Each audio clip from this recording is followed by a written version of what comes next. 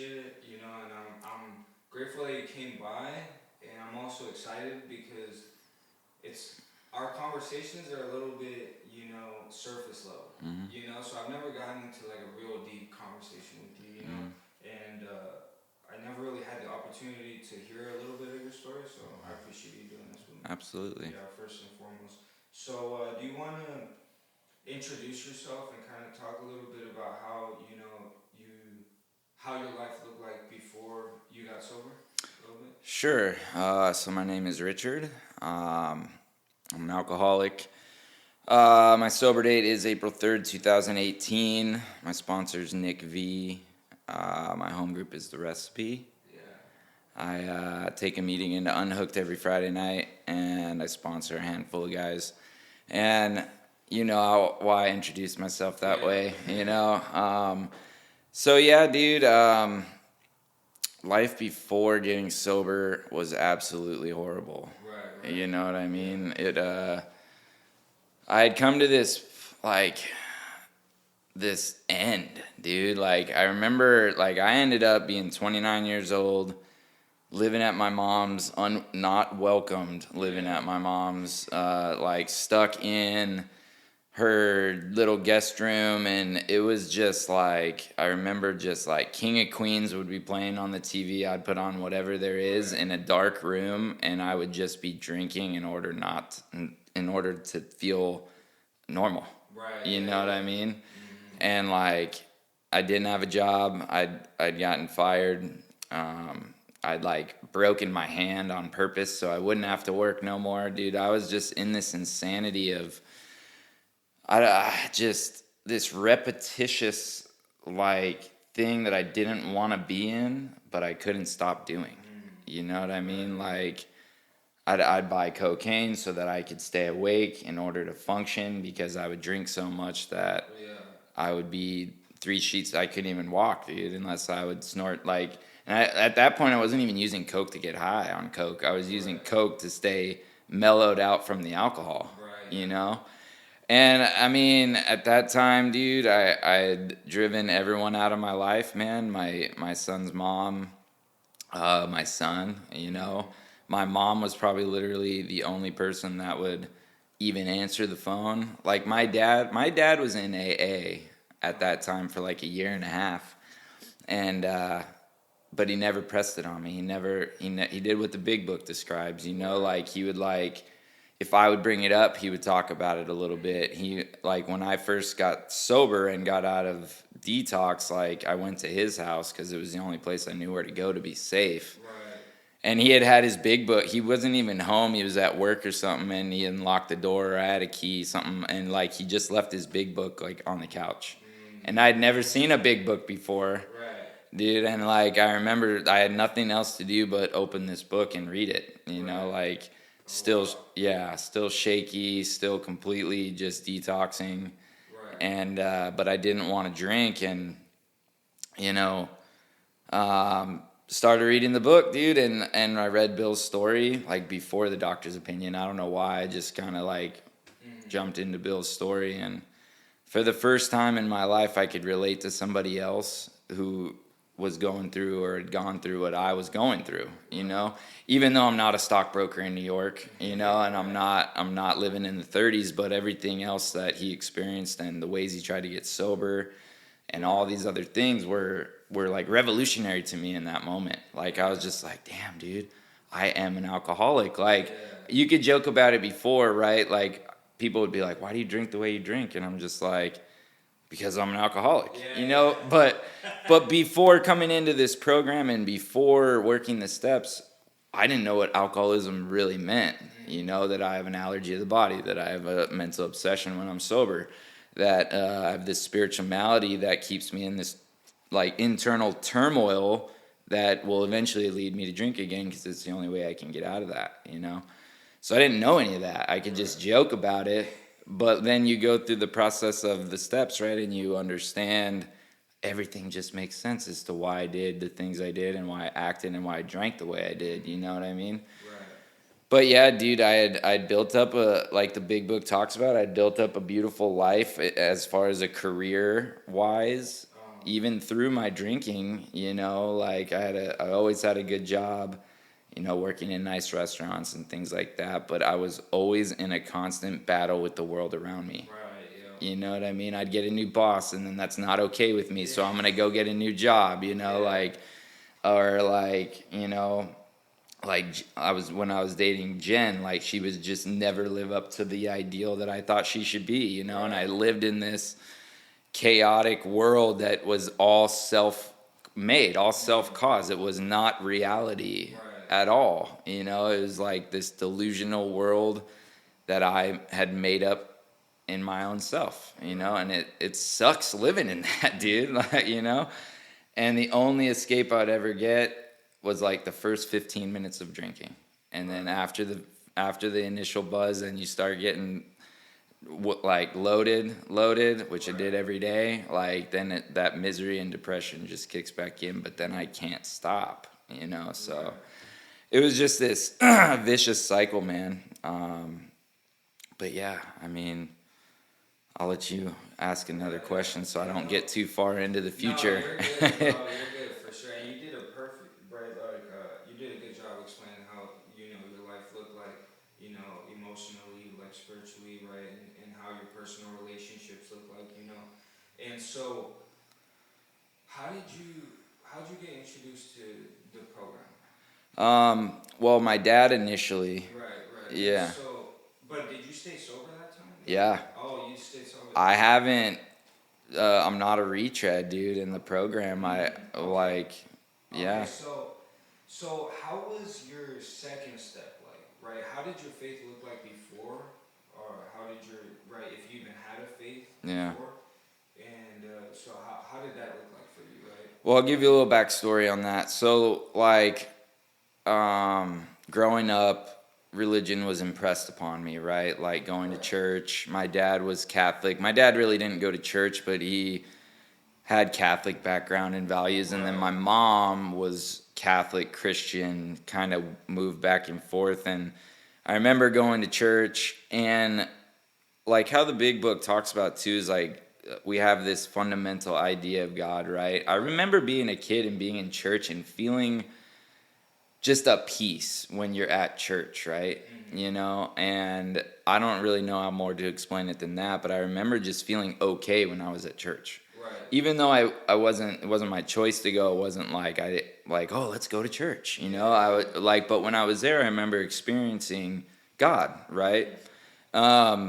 But I was still, even at a young age, living in that spirituality, that uncomfortability. So like when I would go to church, I would feel okay. But when I was in the moment at that age, you don't really know why or what's really going on, so when I was old enough to make my own decisions and stuff, I stopped going to church because I didn't know that was why I felt the way I did when I was there. Right.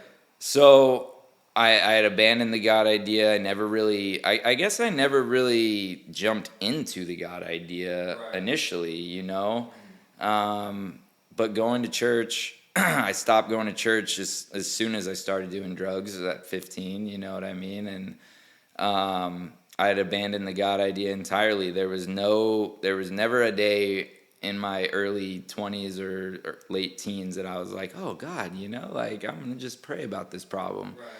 Never. So I had never relied on God. But when I came into the program, I was definitely more agnostic because it was more that I just didn't understand. It was not that I didn't believe, Right. Did I believe in organized religion? Not necessarily, right? Because if you're going to tell me how to pray and tell me how to, I have to do things this way, I'm going to be turned off from it, Right. But the way that I had brought my life up into 29, I was at a place and a position to where there was no other options, Right. I had tried to get sober through, moving, through not doing this, living a better life, better philosophies, right? Or trying to live by better morals, not hanging out with certain people. Every way that you could possibly try, like doctors, psychiatrists, and even then I was like, I'm just going to get, some anxiety medicine through this, I wasn't ever trying to really until I hit this point to where I'd rather die. I'd rather be dead than live this life anymore. Not that I ever attempted suicide or anything. I never did that. But like physically and mentally and spiritually, emotionally, I was dead. Like, you know. So at that point, the spirituality and God of AA, you know, wasn't hard for me to be like, you know what, let's fucking try it. Yeah. Let's just do it, dude. I have nothing else to do, you know? So step one was obviously super easy, and I believe having a true step one, you're at a place to where if God is the only answer, then you should be jumping all over it, you know, because it's like if you still think you have a better idea, then you probably should go explore that idea until you get to a place where this is exhausted. until this is it, you know. Yeah. So yeah, I mean, my conception of God coming into the program was very limited. Was very. I don't even know the right word. Was very. I guess limited is the best word I could say. You know, like. For sure. But with Kevin, you know, taking me through the book initially, and I saw this dude and how he relied on God, you know, and I remember him like it was like the third time we sat down, and he was just simply like, "Well, do you believe that I believe?" And that's all he said. Oh wow. Yeah, and I'm like, "Well, yeah. I mean, I have to, you know." And like in that moment, like step two, I was willing, like you know, like let's do it. I don't understand it, and I don't care right now, you know. But I can see what's going on in your life, and I want that, you know. So and then the process after that, you know, over the last 5 years has just extraordinarily expanded and you know grown into this. Do I still fully comprehend or understand God? Absolutely not, right? But I know that He's there and working in my life every day, or else I wouldn't be where I'm at. Right. You know what I mean? Yeah. Thank you, bro. That's beautiful, man. And like that's similar to me as well. You know, it was very like I grew up Catholic as well. You know, and no shade on Catholicism. You know, but it was just I just didn't understand. You know, I grew up in it, and so it was very limited what my conception was, or if I even believed. Right. And so, but I did believe that other people had. You know. Yeah. I did believe that they believed. Right. And I know that they weren't lying about their story. Right. You know? Yeah. And just to see that their life has blossomed into what it has, it's like I had no other option but to believe that this was the way. Yeah, it's like the evidence is proven, you know, in the lives of people more than in physical acts of like, you know, a light coming down or, you know, a spirit, like, which people have had, right? But like in my experience, it was the evidence of what God was doing in other people's lives that I was like, well, I'm going to do exactly what you did because whatever you're doing is working. Right. You know? Exactly. And it's important to emphasize that, you know, because it does emphasize it like in the big book, right? Yeah.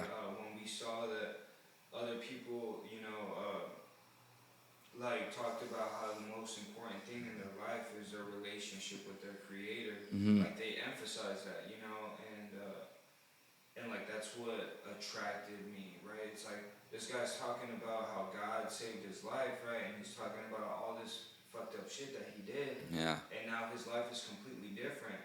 So like the God idea has to work. Yeah. You know? Yeah. But so yeah, man. I know that you're a father, right? You're a business owner as well, you know. And so do you want to kind of talk about your roles in life and how you apply the principles and God into those roles? Yeah. So I'll be honest, I'll start like the first like year of sobriety, maybe 2 years was easy. Yeah. Easy, dude. Like you get sober and super busy in the program, right? And like it was easy, you know? And like character defects are there, but they're not as glaring. And then, you know, by year 3, 4, and 5, dude, I don't want to say it's difficult because if you rely on God and you trust God, nothing's difficult, right? But my character defects have all come out in different various ways, especially when God reconstructs your life and puts things in there like, oh, you're a business owner now, and now you have like all this responsibility over here, and like, I'm gonna put the son of your mother, or the mother of your son, back in your life, and you guys are gonna, get married and buy a house and have a family, like, and like, it's a beautiful, beautiful thing, but like with it comes like more character defects in a way, and they don't come out like they did initially. Like selfishness looks completely different than it did in year one. Right. You know what I mean? Right. And like manipulation looks completely different. Like it almost gets to this level where I'm like being manipulative, but in a good way, but it's still being manipulative. You know what I mean? Like, so I like the way I practice and the biggest thing is my character defects. Like 6 and 7 is where in the last 3 years is where I have to be, right? Thank you. You know what I mean? Like 6 and 7, and early on I didn't have an understanding of 6 and 7 until I was almost like 2 years sober. I went back through the book with Nick, and I had a really good understanding of 6 and 7 and what they really mean, right? Because once I find that I'm powerless over character defects, just the same way I'm powerless over drugs and alcohol, that I cannot solve them myself by wishing or trying, or, that it becomes a lot easier to just accept them for what they are. I become willing, I pray for their removal, and I accept the outcome of that prayer. Like if God sees it fit that it's removed, then it's removed, and it's not. So the biggest principles, that I've practiced is acceptance, of myself and where I am and who God has me today, because I'm not perfect and I never will be, and, just continuing to be aware of those things. Like, I mean, honestly, the biggest struggle I've had of late is my relationship with my son. I mean, he's 9. He's egocentric. He's he has this big pride and ego problem. Wants to be cool and do everything I do, and and it affects my ego. I'm like you little, you know what I mean? Like, dude, and it's a reflection of me and how I was when I was a kid, because it's exactly how I did. But I mean, the biggest thing, as long as my foundation of life is still in the 12 steps and how I apply them to my life, right? Right, yeah. So the conclusion of the steps is 10, 11, and 12. As long as I'm holding myself accountable and doing 10 steps, and I'm working 4 through 9 when I do that. Right. And then my prayer and meditation life have to be there. And it gets a lot more challenging when life gets busier to Right, yeah. to stay in prayer and meditation. Like early on, it's like, yeah, I mean, I don't got to be to work until now. I can set this hour aside. And now it's like I got a 9-year-old waking up early, and then Jen's getting to work, and like I'm trying to, and it's like, or I wake up at 2, 3 o'clock in the morning to get to work, which I don't know any entrepreneur that chooses to do that, but I don't know why I do that to myself. But like, I still have to put that stuff first. Like if I know I need to be to work at 3 a.m., like I'm up at 2. I still take that time wherever I can get it. Or, they go play at the park across the street. I got 15 minutes to like sit with God real quick, Yeah. I think the biggest thing for me is to realize that, because it'll come back, dude, to where like, oh, I did that. Like, I started this business. I did that. And I have to always remember that God is at the center of everything. This is God's business. This is God's house. This is God. Like, God has provided all these things for me. So for me to stay humble, about it, and know that I just need to keep doing what He would have me do and have me be, and not ever think for once that I had anything to do with anything going on, other than the like following, the big book, right, and its direction, and applying all that to the problems of my life today, But I mean, just living the 12 steps, bro, Simple as that. Yeah, I mean, and a lot of people do the two-step thing where they know they're alcoholic and they sponsor dudes, but Right. where are you at when your spiritual growth and your and mine's looked completely different, dude. Like it wasn't until like 3 years sober that I became a Christian. Right. You Right. know what I mean? Like I was going off my own conception and whatever I Mm-hmm.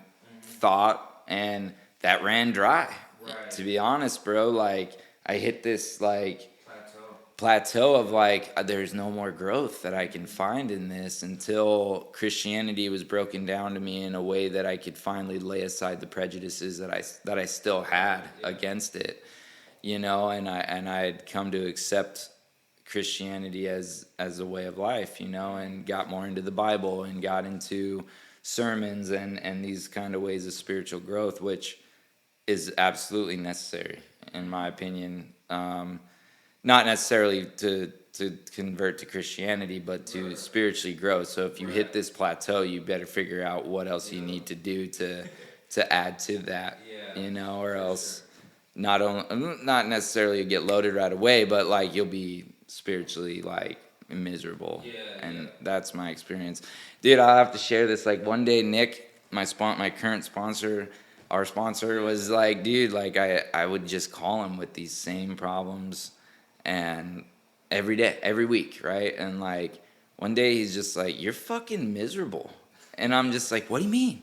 What do you mean, dude? Like I'm just calling you and getting like," and he's like, "No, you're fucking miserable," and he's like, "You like, where's your spiritual growth? You know, where is this?" And that's when he described spirit or Christianity to me in a way that I could grasp Right. that made sense. Mhm. I'm like, so it's not about everything that I thought it was about. Yeah. You know what I mean? Yeah. It's about this and that. And like, I was like mind blown. And, you know, so, you know, life is a beautiful, beautiful thing, man. But like, if I get in the way or I think I have anything to do with anything or think I can control or do anything, then not only do I set myself up for failure and resentment, then Right. it's just not a fun place to be, you know. Yeah. But yeah, That was beautiful, man.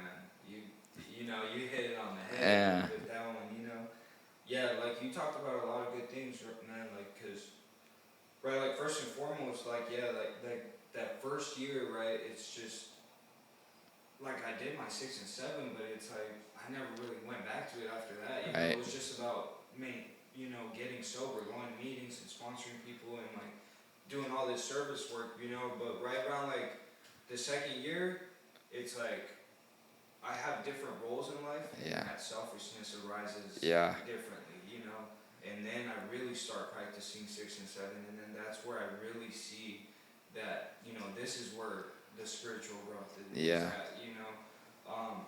Yeah, Nick made me write at the top of my 12 and 12 like 6 or 7 or die, you know, because like it really is, or maybe I wrote it in there when we were going over it, but like character defects obviously never go away, you know. I mean, they can be removed, but I've found in my experience it's my choice if I bring it back. Right. You know, God will remove it, you know, but I've experienced character defects that have been removed, and then I make the conscious decision to live in that way again. You know Right, what I mean? yeah. And which I'm grateful for, dude, at the same time, because if we didn't have character defects and we weren't seeking God, like we wouldn't need to seek God. Thank you. Like if God had removed all my character defects at once and I'm just like, oh, I'm perfect now, why would I ever need to pray? Why would I ever need to seek God in my daily life? You know, so the character defects are the like the main thing that keeps me close and seeking God, and also reminds me of how insane and much of a drug addict I can be. Yeah. You know what I mean? So the character defects are a beautiful thing. Right. You know, and most of the time when they're active, they either teach me a lesson, or they help somebody else in a way that I couldn't see. You know. So 6 and 7 are in the center of the steps, and they're like the center core of the whole program, bro. You know? Yeah, that's So- true. I didn't even think about it like that. Yeah, They are the middle steps, yeah. yeah. That's beautiful, man. So, do you want? How has sponsorship looked like in your recovery, right? Like how was was it in the beginning, and then like how does it look like now? Like me Right. sponsoring guys? Yeah, you sponsoring other guys and carrying the message to other guys, and how has that looked like in your sobriety? How it first looked like, and then how it looks like now, and how it has impacted you. Okay. Well, it's just like the big book talks about. It's the bright spot of my life, man. Like, and in chapter 7, it lays out those promises, like, right first thing when you get into step 12, like, it's like, and it's been definitely the immunity from drinking, because when all other activities fail, helping another dude or being there for somebody else has definitely brought, like, taking me from wherever I was at to up higher, closer to God in that moment, And early on, dude, I was sponsoring dudes at like 75 days sober. Yeah. Kevin took me through the steps. My bad. Took me through the steps, man, and I remember thinking to myself, I'm like, I'm gonna have like a year sober before I sponsor. I need to figure this out, bro. Like, I'm not gonna sponsor anybody, dude. And like Kevin was like, all right, now go get some sponsees when we finish the steps. And I remember being at a meeting and this dude asked me to sponsor him, and I said yes. And sitting down with that dude for the first time in my sobriety, I'd had several like moments of clarity, spiritual awakenings throughout the steps and all these things.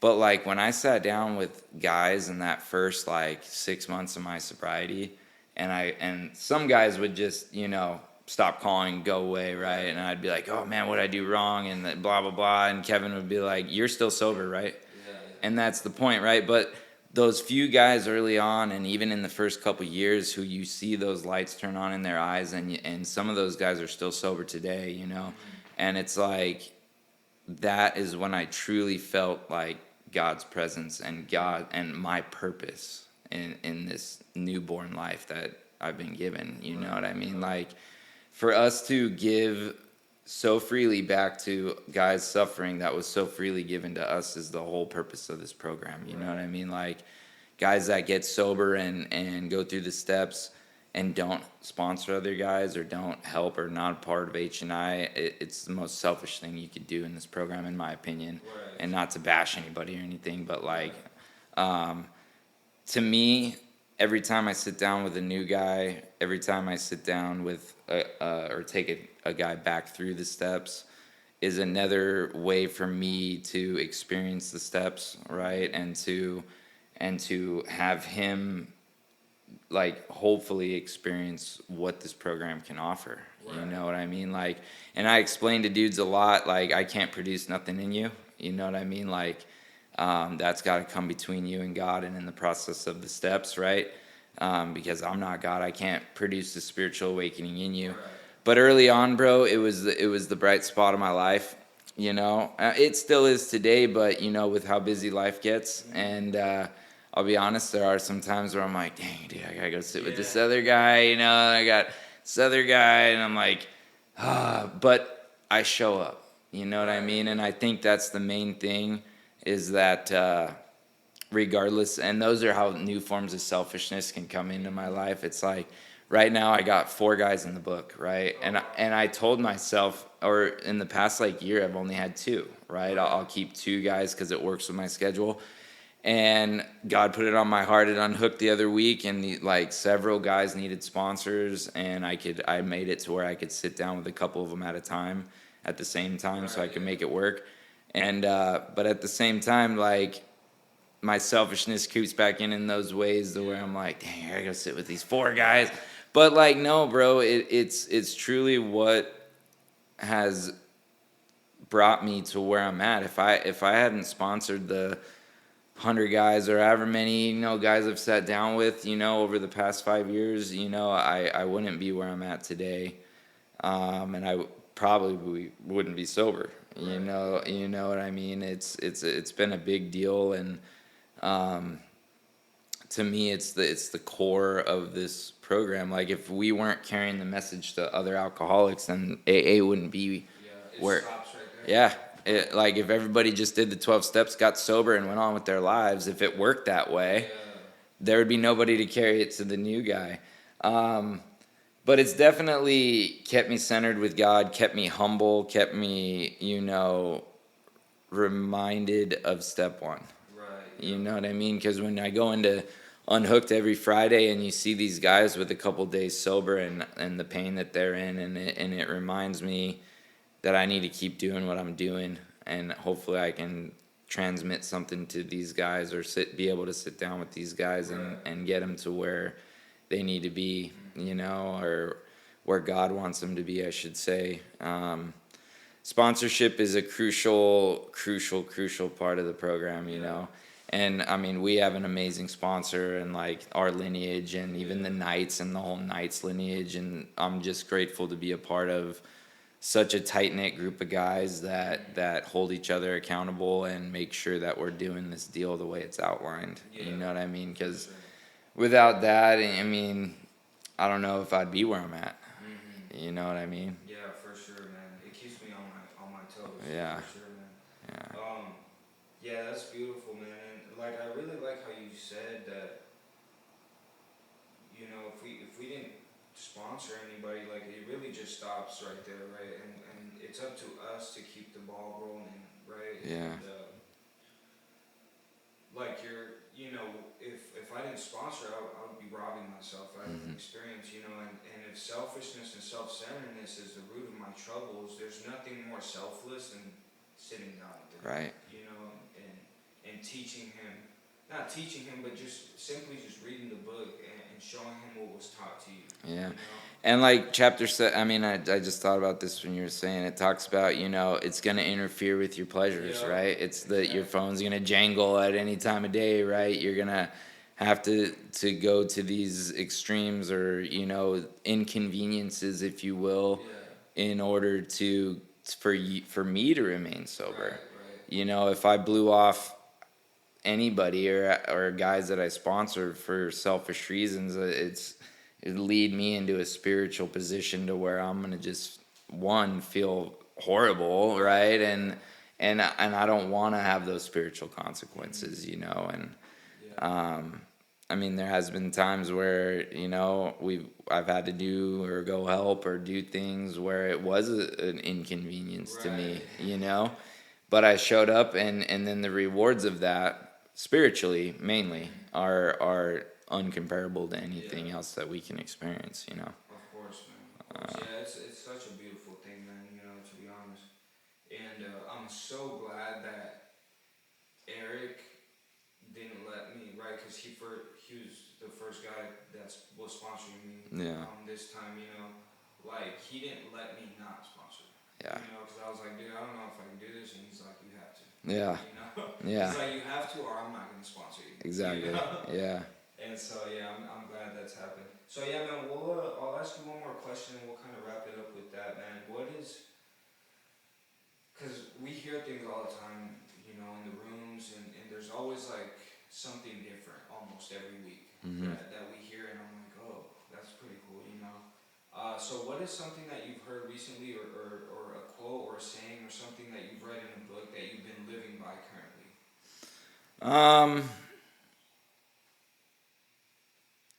That's a deep question. Yeah, no, that's good. Well, like I said earlier, like I've been really diving into the Bible, right? And this is kind of outside the realm of AA, but so Gary Hamrick's church, they go through the Bible, and like it takes an extensive amount of time for them to do it, but he breaks down every verse, every chapter of the Bible, until they're done, and then they do it again. So I don't know if there's necessarily an exact quote or line, but I guess just some realizations of, Old Testament compared to New Testament stuff, and the reasons why the Old Testament was the way that it was, leading into why the New Testament is the way that it is, and I mean, to get a little more on a Christian side, like why Jesus Christ died for the reasons that he really died, you know, and the reasons why God put him here. So it makes me just fucking grateful. Right. You know what I mean, dude? That we're not living back in this time where there wasn't a solution other than, like we were talking about before we started this, like sacrificing animals and things like that, or like these rituals and things that God had in place for them to do back then. When we're born under Christ, like we have it a lot easier, bro. Like we just need to believe in the fact that, you know, Jesus was sacrificed for us, and that one sacrifice was once and for all for every human to come, as long as you believe in him. So I guess, I mean, it's more of an ongoing thing from week to week, but just my growth in Christianity and my growth in the Bible and you know, these kind of things, in addition to my foundation in AA, have been very paramount in my life, because I can have all this insane stuff going on over here or in here, right? But like, as long as I just know that, you know, God's in control, and you know that I'm saved, and there's really, like, you compare like problems that I can make up in my head or problems that are actually going on to the bigger picture of the purpose of life, and what our purpose, you know what I mean? And I'm like, that's not a problem, dude. You know, and like, how selfish am I to even think that that's a problem? You know what I mean? Or to be ungrateful for the things that I do have, you know. So I guess to answer your question, you know, it's just been focusing on spiritual growth, and however that looks. Even, you know, speakers at the recipe, you know, Brian breaking down step 2 last night, like, you know, he did a really good job of making it very adamant and clear to the newcomer that it doesn't need to be what you think it needs to be. You know what I mean? And for new guys to hear that, for me to hear that in my early sobriety, was imperative to get me to the spiritual condition that I'm in now. You know, so I guess just always looking for what God's trying to show me, in whatever that may be. You know. Beautiful, man. Well, thank you so much, man. I really appreciate you doing this. Thanks for asking me. And I'm glad I got to, you know, talk with you a little bit on a deeper level, and get to know you a little bit more, you know, because I know it's always like, you know, we see each other at meetings and it's kind of surface level. Yeah, for sure. And it's always cool to learn more about other people. Hell yeah. So thank you. I really appreciate you doing it. Of course, man. Yeah. Yeah, bro. That was good. That was cool. I don't know if I stayed in the realm.